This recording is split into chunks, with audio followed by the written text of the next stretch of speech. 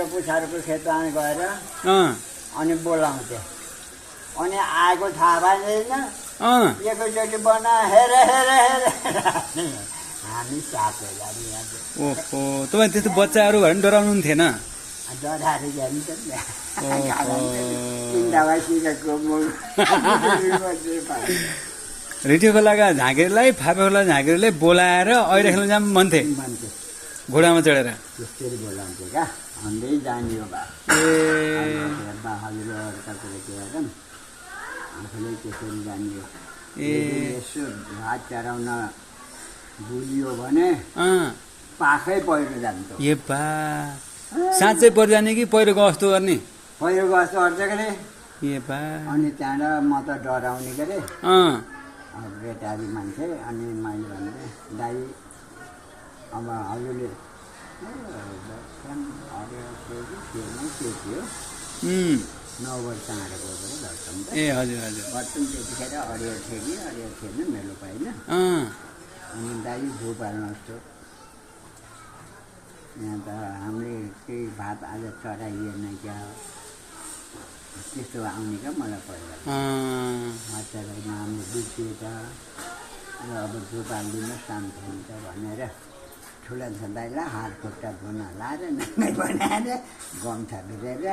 हे परमेश्वरी झाँक्री देवता हामी बाला बालेर हामी यसो जङ्गलका माझमा बसेका छौँ अब हजुरहरूले यसरी त्रासदेशी हामी कसैले यहाँ बस्न पर्छ परमेश्वरी शान्ति भइदिनुहोस् यो हामीलाई आवाजको तौरमा हाम्रो कानमा नपरोस् छोड्ने फेरि ए हो र ए बा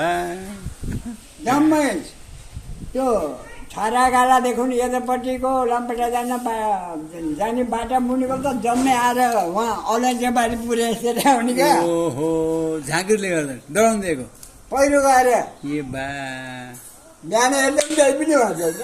त्यति डराउनु दिने त्यस्तो थियो त झाँक्री प्रत्यक्ष देख्नुभयो कुकुर घोडा थियो नि अनि डर लागेन अनि त झ्यालाडे हेर्दैम गरे अनि त चिच्याउन लासी सिरो कोडेर गुडमुरेर सुत्तिन्छ ओहो भित्र बसेपछि के डर होइन बाल त सत्ययुगका कुरा गर्नु बाबा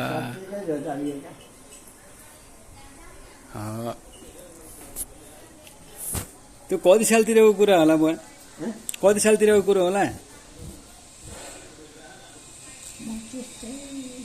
हजुर हजुर 9 वर्षको हुनुहुँदो भनेपछि अलि 81 भनेपछि 71 72 वर्ष पहिलाको कुरा है सत्ययुग र त त्यति बेला त्यसै म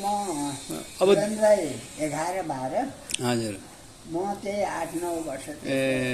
7-8 वर्ष त्यस्तै हुन मै ए हजुर 8 हजुर वर्ष 9 वर्ष लाउने सुरु हुन्थ्यो त्यसै पछि अनि 9 वर्ष लाग्यो बर्तन यी नाग झाँक्रीहरू मानव कल्याणको लागि हुन् कि के कस्तो होला यी मान्छेको कल्याणको लागि नै क्षेत्रपाल हुन् क्षेत्रपाल हो नि हाम्रो चाहिँ आफ्नो अब खेती किसानहरू होइन हजुर हजुर खेती किसानहरू अनि आफ्नो चाहिँ भक्तिको जस्तै हामीले त्यहाँ पुगिन्छ नि हजुर त्यो महीको खेती किसानको रक्षा गर्ने महीको रक्षा गर्ने ए क्षेत्रपाल हुन् क्या ए क्षेत्रपाल भनिन्छ क्या नाग झाँक्रीहरू ए त्यो प्रत्यक्ष आउँथे पहिला आउँथ्यो अब हजुरबाले त धान भर उठ भन्थे अरे भन्थ्यो त नि त्यही त्यही त भएर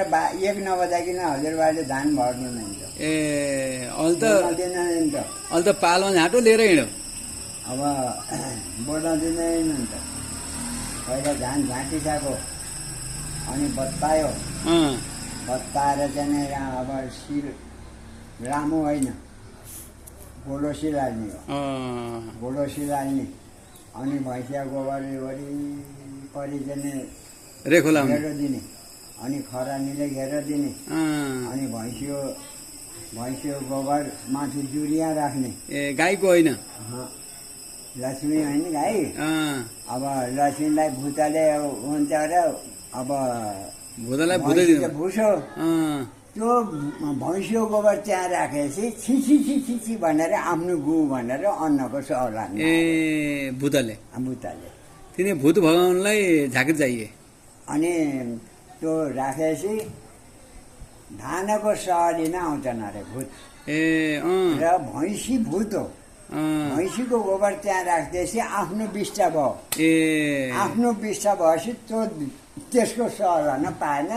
गनायो गुप बितेर गयो। ए कारण त्यो हो। ए त्यस्तो हार्ने